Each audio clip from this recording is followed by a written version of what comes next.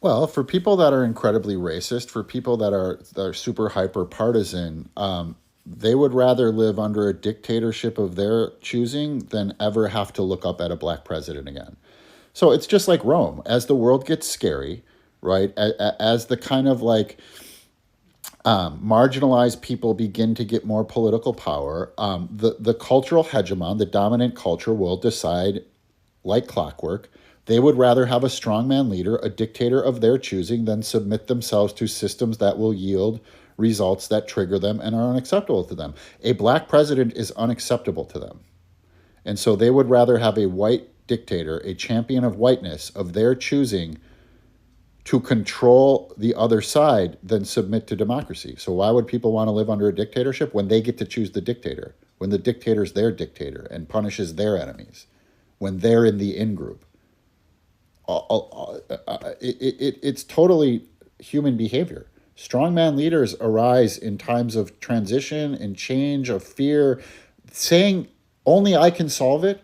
I'm going to make America great again. That's dictator 101, preying on the fears of the cultural hegemon, seeing their cultural power diminishing. It's what's happening here. This should have been predictable.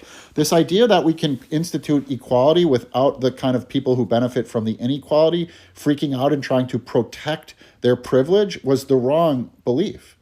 We're not going to solve this by convincing white guys to think like me, not like they think now. That's never going to happen, right?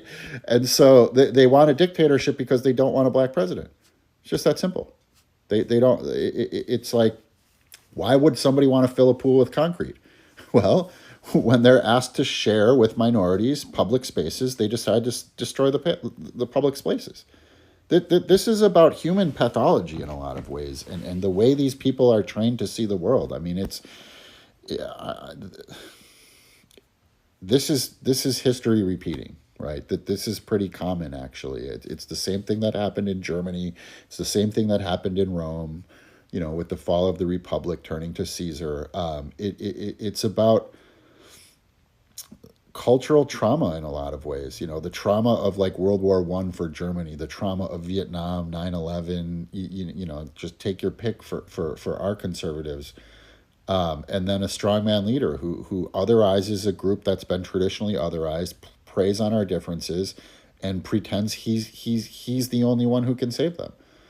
And so people like Christians live under a dictatorship of God. I mean, look at like the first commandment is the money shot for Christianity. You shall have no God above me. That's dictatorship. It also creates all of the rights to colonization, where you shall have no God above me. Therefore, all of these heathens get the sword. So people are conditioned to be bootlickers all over the place. People go to work. A CEO is a dictator. As Noam Chomsky wisely points out, the corporate structure is the most authoritarian structure ever created. And so it's literally in our cultural conditioning to submit to strongman leaders, to authority. We are authoritarians by training.